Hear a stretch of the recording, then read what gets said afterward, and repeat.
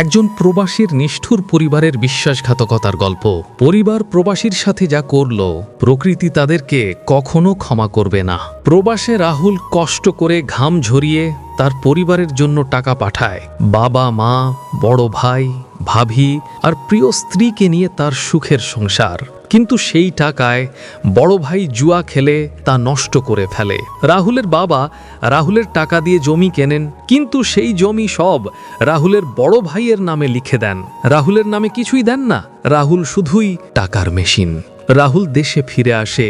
রাহুল বলে, আমি আর প্রবাসে ফিরব না, এবার দেশে ব্যবসা করব। কিন্তু তখন কেউ তার পাশে দাঁড়ায় না। বাবা, মা, বড় ভাই, ভাবি ও তার স্ত্রী কেউ তার পাশে থাকে না। সবাই তাকে সন্দেহ করে, অবিশ্বাস করে। শুধু মা আর বন্ধু পাশে থাকে। মায়ের অনুরোধে রাহুল আবার প্রবাসে যাওয়ার সিদ্ধান্ত নেয়। বিমানের টিকিটটা কাটার জন্য রাহুলের কাছে টাকা ছিল না, কিন্তু বন্ধু নিজের সঞ্চয় ভেঙে তাকে আবার প্রবাসে যাওয়ার জন্য টাকা দেয়। এভাবে কেটে গেল 2 বছর। 2 বছর পর রাহুলের কাছে খবর আসে তার বড় ভাই অসুস্থ, বাবার সব জমি বিক্রি হয়ে গেছে, পরিবার পথে বসেছে। যাদের জন্য রাহুল জীবন কাটিয়েছিল প্রবাসে, আজ তারাই অনুতাপে জ্বলছে।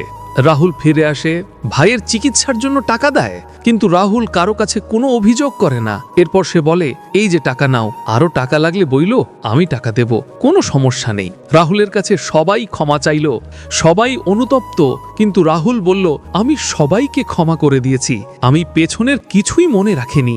কিন্তু আমার মা আমাকে নিয়ে অনেক কষ্ট করেছে, মাকে নিয়ে আমি বিদেশে চলে যাব।